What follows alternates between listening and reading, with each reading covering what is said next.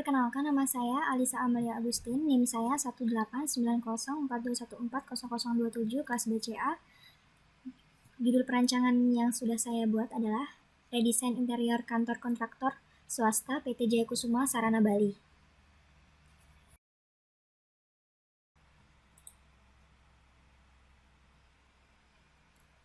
Kantor PT Jaya Kusuma Sarana Bali bertempat di Komplek Imam Bonjol Square, Jalan Imam Bonjol nomor 555, Pemecutan Klot, Kecamatan Denpasar Barat, Kota Denpasar.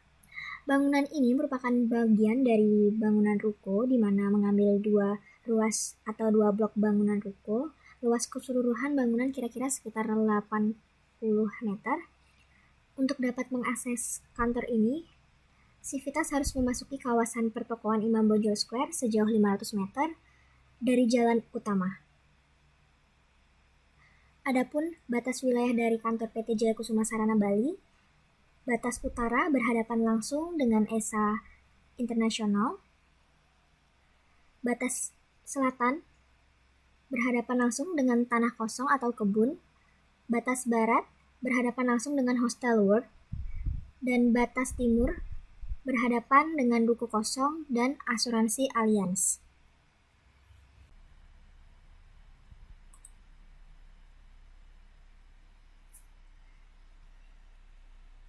Nah, di sini adalah pembahasan tentang tema dan juga konsep. Tema yang saya pilih adalah Modern Office Greenery, yang dimana permasalahan dari sirkulasi, baik itu pencahayaan, penghawaan, serta vegetasi yang kurang baik, sehingga terkesan pengap dan interiornya tidak terawat sehingga membosankan. Maka, di sini saya memilih tema Modern Office Greenery yang bisa menjawab solusi persoalan mengenai sirkulasi dan juga vegetasinya dalam perancangan interior dengan menambahkan sedikit penghijauan menggunakan tanaman hias artifisial agar memiliki interior yang modern, stylish, dan juga penataan rapi sehingga lebih terlihat keestetikaannya.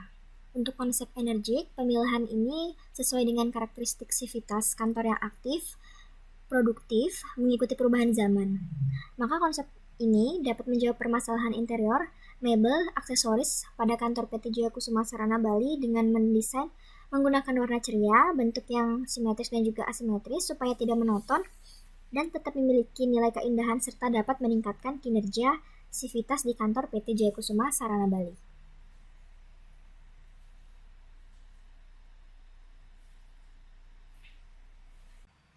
Sesuai dengan data survei dan analisis yang dikumpulkan, maka dipilihnya kantor kontraktor PT Jaya Kusuma Sarana Bali yang akan dijadikan sebagai objek dalam perancangan redesain studio desain interior 4.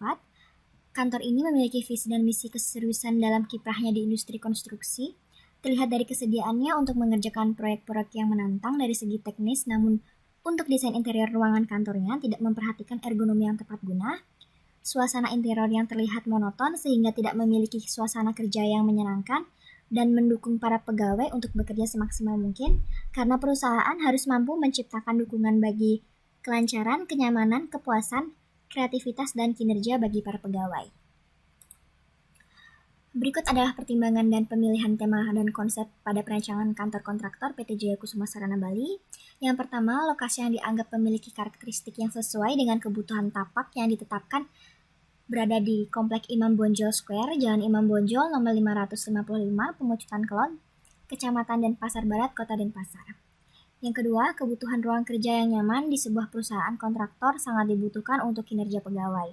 Karena hal ini berkaitan dengan pola kebiasaan yang dilakukan oleh pengguna bangunan tersebut, bahkan untuk saat ini ruang kerjanya pun masih didesain secara kaku dan monoton karena sifatnya yang formal.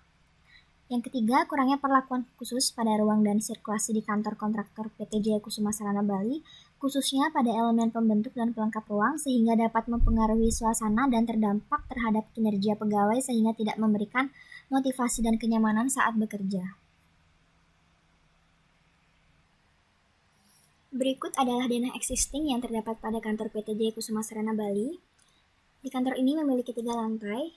Di lantai pertama itu ada resepsionis, ada ruang logistik, ada ruang cost control, ada ruang meeting, pantry, dan juga kamar mandi.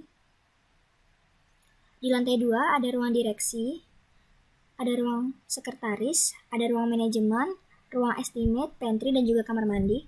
Di lantai 3 ada ruang meeting besar, ada ruang penyimpanan arsip, ruang keuangan, pantry, dan juga kamar mandi. Nah, dikarenakan terjadinya pandemi COVID-19, pengurangan pegawai terjadi di kantor ini.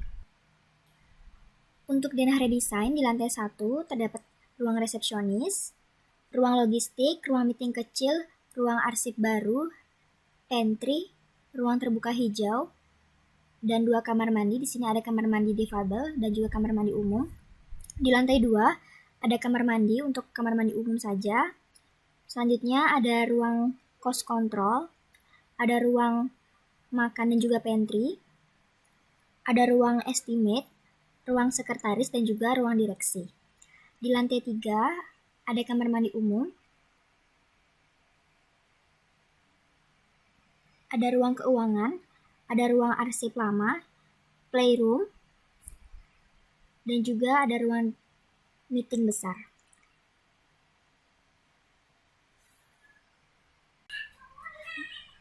Berikut adalah tampak bangunan dari redesign kantor PT Jaya Kusuma Sarana Bali. Pada lantai 1 di sini menggunakan lantai plaster atau lantai acian pada teras dan juga tangganya. Dan di sini saya menambahkan jalur difabel atau jalur kursi roda. Untuk pintu utamanya menggunakan swing door dengan 2 panel dan juga samping kanan dan kirinya menggunakan jendela fixed window. Di lantai 2 terdapat 2 jendela yang dimana mengarahkan langsung ke ruang direksi. Pada spot dinding ini menggunakan dinding dasar bata dengan cat nippon paint warna tiger stripe. Sedikit hiasan tanaman di area jendela direksi ini. Untuk di lantai 3 terdapat ornamen-ornamen untuk mempercantik tampilan fasad bangunannya.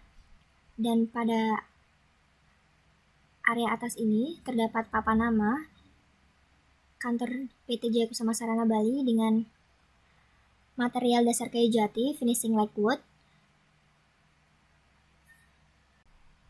Berikut adalah gambar kerja potongan AA, potongan BB, potongan CC, dan potongan DD. Berikut adalah rencana plafon lantai 1. Di ruang resepsionis ini menggunakan 2 buah jenis plafon, yaitu plafon kayu lamber sering dan juga plafon dasar gipsum. Di ruang logistik menggunakan plafon gipsum dengan drop ceiling. Di ruang loker juga sama.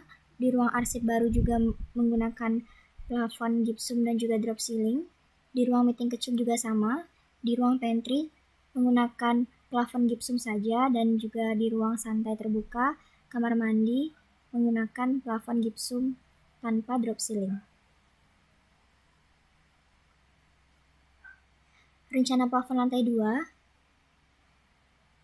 pada ruang direksi menggunakan plafon gipsum menggunakan drop ceiling. Ruang sekretaris juga sama, ruang estimate juga menggunakan plafon gipsum dengan drop ceiling. Di ruang cost control juga menggunakan plafon sama. Ruang santai menggunakan plafon gipsum saja. Di balkon juga menggunakan plafon gipsum saja, dan untuk WC juga menggunakan plafon gipsum. Di lantai 3 pada ruang meeting besar menggunakan plafon gipsum dan drop ceiling. Di ruang santai menggunakan plafon gipsum dengan drop ceiling, dan juga ruang arsip lama menggunakan plafon dan juga drop ceiling. Serta di ruang manajemen keuangan juga menggunakan plafon yang sama. Untuk ruang santai di lantai 3 tidak menggunakan drop ceiling. Berikut 7 jenis dinding. Dinding pertama yang terletak di ruang resepsionis ada dinding kayu mahoni light brown. Yang kedua ada cat nippon paint brilliant white dengan dinding dasar bata untuk keseluruhan bangunannya. Dinding molding timbul bentuk segitiga material gipsum ada di ruang meeting kecil di sebelah sini.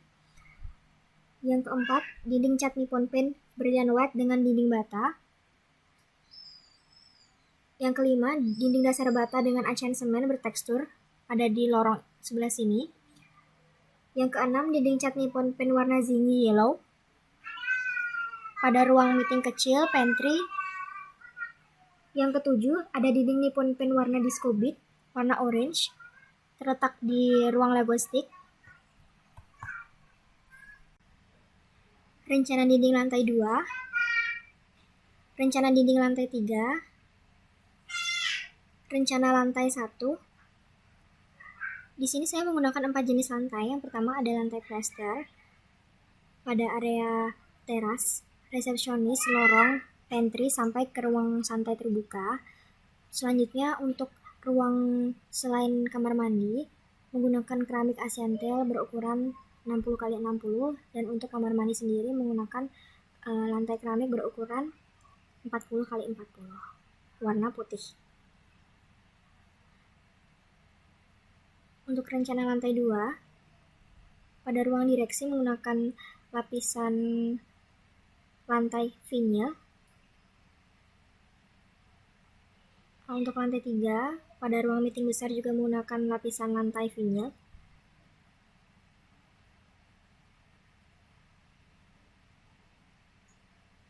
Selanjutnya ini adalah detail lantai keramik.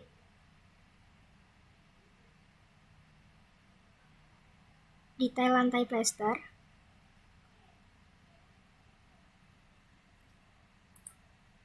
Selanjutnya ada detail dinding kayu pada ruang resepsionis. Dan detail dinding molding timbul segitiga pada ruang meeting kecil.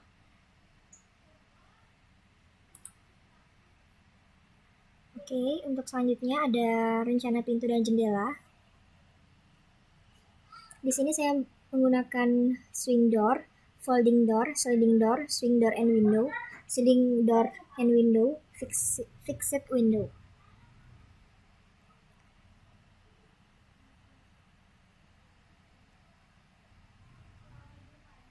Rencana pintu dan jendela lantai 2. Rencana pintu dan jendela lantai 3. Ini untuk detail fixed window. Ini untuk detail double swing door fixed window pada area utama atau pintu masuknya.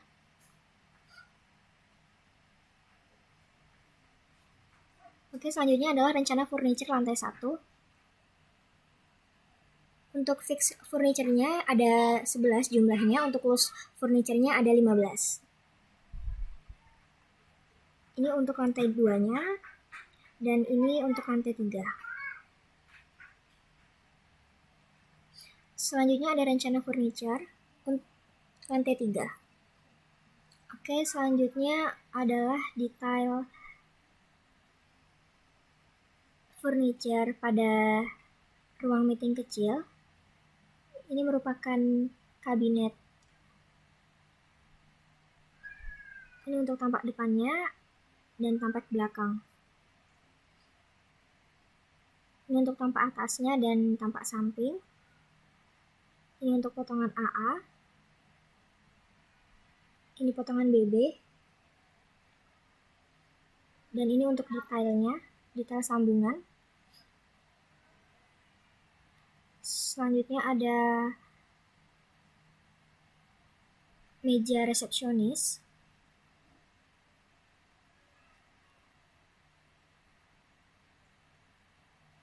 Ini untuk tampak atas dan tampak sampingnya. Ini untuk potongan AA, potongan BB. Nah, ini untuk detail aksesoris.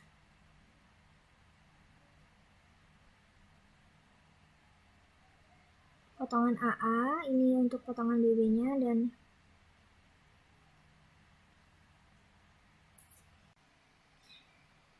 berikut adalah ruang yang saya unggulkan untuk dijadikan detail ruang. Ada 2, yaitu detail ruang resepsionis. Ini untuk potongan AA detail ruang resepsionisnya. Dan ini untuk detail ruang potongan BB-nya. Untuk yang kedua adalah ruang meeting kecil. Ini untuk potongan AA-nya. Dan ini untuk potongan BB-nya.